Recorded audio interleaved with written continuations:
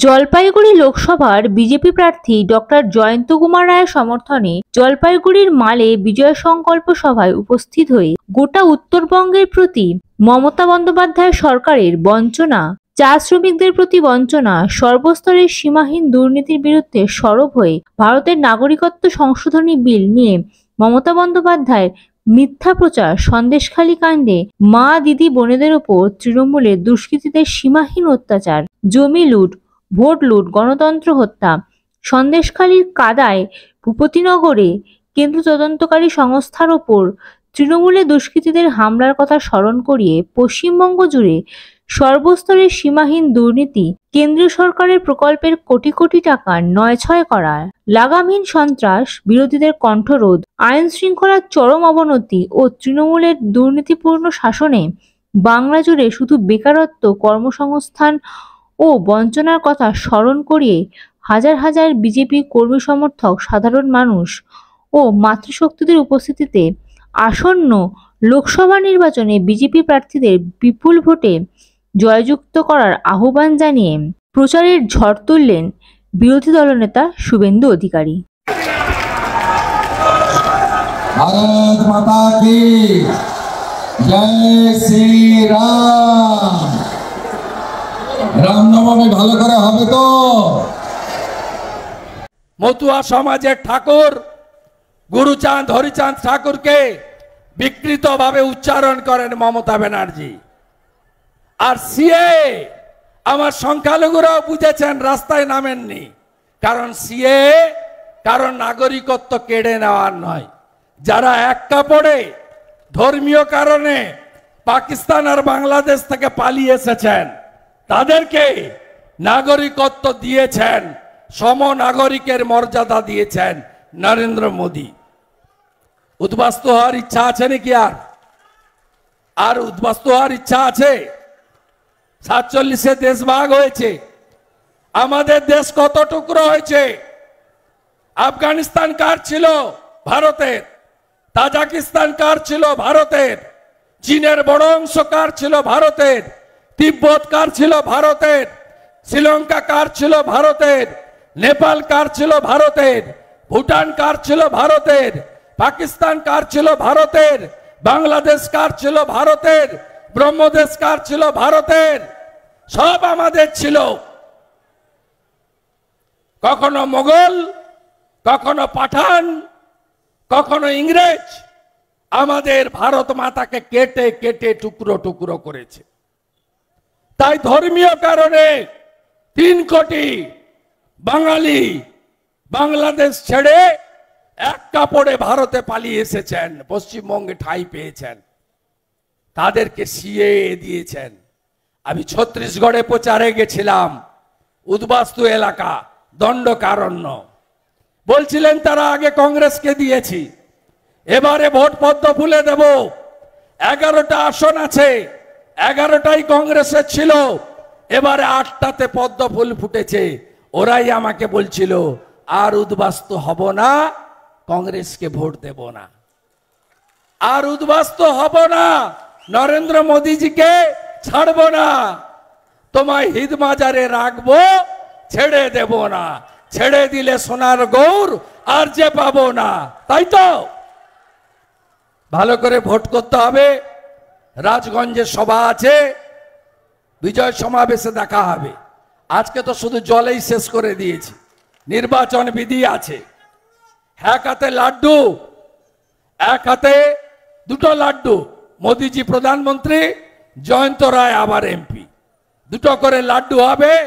আর মালবাজারে স্বপন বাবুরা যত মাল কামিয়েছেন, না খাউঙ্গা না খানে দুঙ্গা, বের আমরা করব, বের আমরা করব। মোদীজি ধূপগুড়িতে বলে গেছে, आधा चोर बंगाल की अंदर में है, बाकी आधा को फिर सरकार बनाने का बाद अंदर करने का काम हम लोग करेगा, बीजेपी सरकार करेगा। सबे तो गेছে মাফলার, এবার যাবে হাওয়াই চটি। তাই তো মাফলার গেছে, হাওয়াই চটির পালা এবারে। তাই আমরা সবাই মিলে পদ্ম ফোটাবো এবং জয়ন্ত রায়কে জেতাবো। ভোট কবে? ভোট কবে? ভোটের আগে কি কি আছে? সংখ্যালঘু রাষ্ট্রবাদীদের ঈদ আছে, নীল চড়ক আছে, বাবা ধামে জল ঢালা আছে, তাই তো? তারপরে পয়লা বৈশাখ আছে, তারপরে বাসন্তী পুজো, 17 তারিখে কি আছে? সেদিন কি হবে? কি হবে? কি হবে? কি হবে? 17 তারিখে কি হবে? সবাই কি বলবো আমরা? কি বলবো? কি বলবো আমরা? জয় শ্রীরাম, তাই তো? তারপরে ভোট, আগে ভোট দান, পরে জলপান, তাই তো? সব বুথে কেন্দ্রীয় বাহিনী, 100% বুথে, 100% বুথে ওয়েব ক্যামেরা।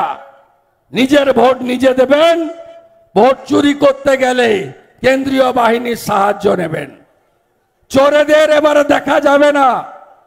আর যত গুন্ডা আছে, প্রচার বন্ধের পরে 48 ঘন্টা বাড়ি থেকে একটু কম বেরোবেন। বাড়ি থেকে বেরোবেন, ক্লাব খুলে রাখবেন, মোড়ে মোড়ে জমায়েত করবেন, আর চুটকি মেরে বলবেন দেখে নেব।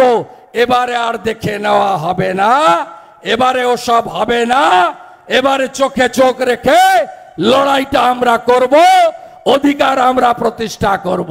সন্দেশখালীর বদলাটা নেবেন, ভুলে যাবেন না। চাকরি চুরি যিনি পর্দা ফাঁস করেছেন, অভিজিৎ গাঙ্গুলি মহোদয়, বিচারপতি, পদত্যাগ করে তিনি মোদিজির পরিবারের নাম লিখিয়েছেন। সন্দেশখালী বসিরহাটে আমাদের মুখ, সাধারণ বাড়ির, তফসিলি বাড়ির মহিলা রেখা, আপনিও রেখা। 19 তারিখে রেখাদের উপর অত্যাচারের বদলা শক্তি স্বরূপা, দেবী শক্তি, মা ভবানী বলে আপনারা নেবেন। না জাগিলে ললনা, এ বিশ্ব জাগে না। আমরা কথা দিয়েছি, বিজেপি সরকার যেদিন আসবে, পরের মাস থেকে আমরা লক্ষ্মীর ভান্ডারের নাম বদলে অন্নপূর্ণা ভান্ডার করব, 3000 করে টাকা দেব। ভজনলাল শর্মা রাজস্থানে দিচ্ছেন, আমরাও 450 টাকার গ্যাস দেব। পরিযায়ী শ্রমিকদের বাড়ি ফেরাবো, চা বাগানের মালিকানা দেব, পিএফ এর টাকা আদায় করে দেব। চা বাগানের শ্রমিকদের বেতন 350 টাকা হবে, 350 টাকা হবে। আসাম যদি পারে, আমরা কেন পারবো না?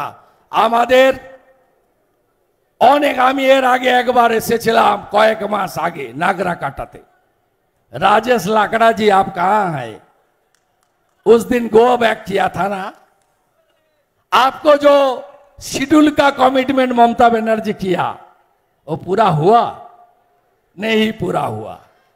ममता बनर्जी एस्टैब्लिश लायर, एक भी बात सही नहीं बोलती, झूठा बात करती। डबल डबल चाकरी হয়েছে আমার যুবকরা, হয়েছে চাকরি, শিল্প এসেছে। তাহলে ঝাঁটিয়ে বিদায় করুন, অনেক সময় নিয়ে নিচ্ছে। আর না, পরে আবার দেখা হবে। রাজগঞ্জ আছে, পরশু আবার এই দিকেই আসবো, মানে একটু দূরে। মমতা ব্যানার্জি দিনহাটায় করবে, আমি একই সময় নাটাবাড়িতে করব। মমতা ব্যানার্জি জয়গাঁও করবে, আমি একই সময় কুমারগ্রামে করব। উত্তরবঙ্গ বলছে মোদিজি আসছে, তাই তো? মোদিজি আবার আসছে, তাই তো? 400 পার হচ্ছে তো? সবাই খুব ভালো থাকবেন। জয়ন্ত রায়ের ইভিএম এর কত নম্বরে আছে? কত নম্বরে আছে? কত নম্বর বোতাম টিপতে হবে? কত নম্বর বোতাম? 1 নম্বর বোতাম টিপে পদ্ম ফুলকে জিতিয়ে ভারত মাতাকে হৃষ্ট পুষ্ট বলিষ্ঠ করব, তাই তো? ভারত মাতা কি, ভারত মাতা কি। Modi Modi Modi. Bureau report, ND Bangla news.